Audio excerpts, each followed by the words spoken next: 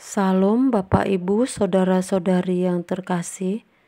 Selamat datang di channel Pemulihan Hati. Mari kita mendengarkan renungan firman Tuhan yang berjudul Kehidupan Ekstrim untuk Tuhan. Baptisan adalah lambang kematian. Jadi orang yang dibaptis adalah orang yang harus berani mati terhadap dunia dan hidup untuk Allah. Jangankan jemaat, pendeta pun banyak yang belum mati terhadap dunia, masih hidup bagi dunia, masih punya kesenangan-kesenangan dunia, dan kebanggaan-kebanggaan dunia. Itu merupakan hasil dari salah asuh yang panjang dari orang-orang Kristen pendahulu yang mewarisi kekristenan yang telah sangat merosot.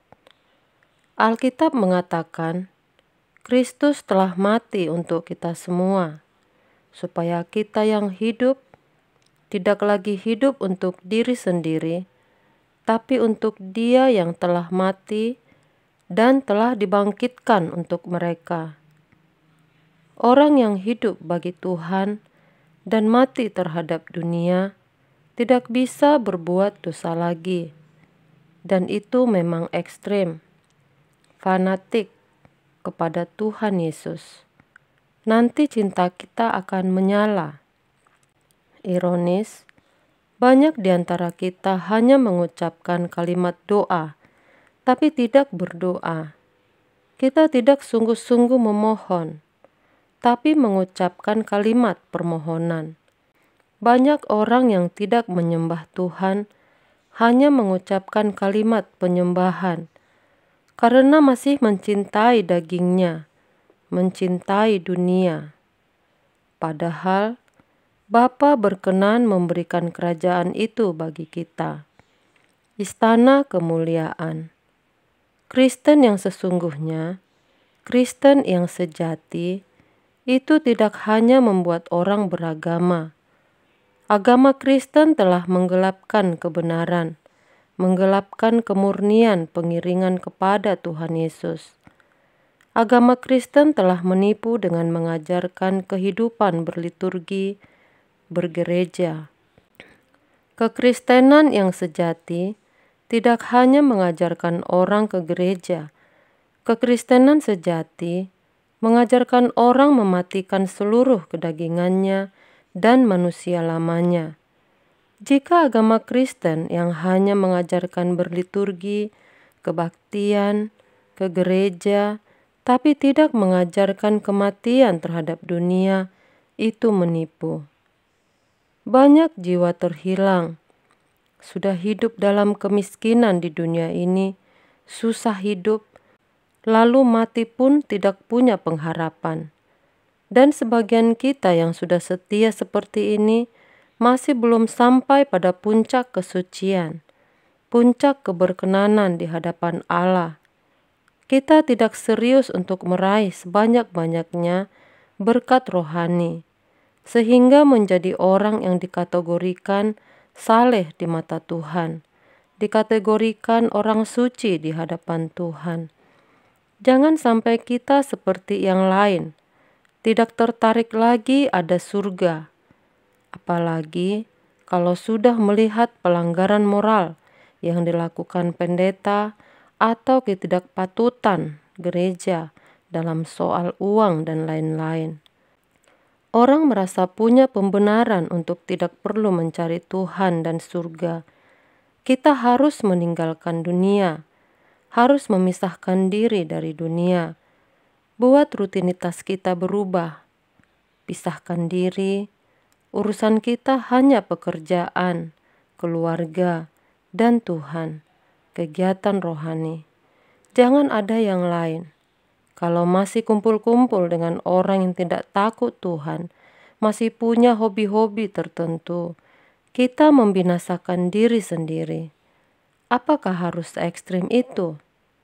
Kalau ada yang lebih ekstrim, kita lakukan, karena ini menyangkut nasib kekal kita. Kita harus berani meninggalkan dunia dengan kehidupan yang ekstrim untuk Tuhan. Kita tidak bisa bersama Tuhan kalau kita masih mencintai dunia, sebab Tuhan mau hati kita bulat untuk Dia. Kalau sekarang belum bulat, maka kita harus belajar terus sampai bisa bulat. Apalagi kita yang sudah berumur, kita mau cari apa? Lupakan semua kesenangan, kebanggaan dunia dan lain-lain. Persiapkan diri kita pulang ke langit baru, bumi baru. Apa yang Alkitab ajarkan, kita harus mengenakannya dengan serius. Dan Roh Kudus akan menolong kita untuk menjadi seperti Yesus. Ingat, kalau kita masih menghormati harta benda, senang dipuji, kedudukan, berarti kita tidak bisa menghormati Tuhan. Dan kita belum bisa menjadi perawan suci. Perawan suci artinya hati yang tidak terbagi oleh siapapun dan apapun. Kalaupun kita mencintai istri, anak-anak, keluarga kita, bukan karena mereka darah daging kita, melainkan karena Tuhan. Sehingga ketika kita dikecewakan oleh keluarga, kita tidak akan kecewa. Karena kalau tidak, menuntut mereka mencintai kita. Sebaliknya, kita mencintai dan memelihara, merawat mereka karena Tuhan.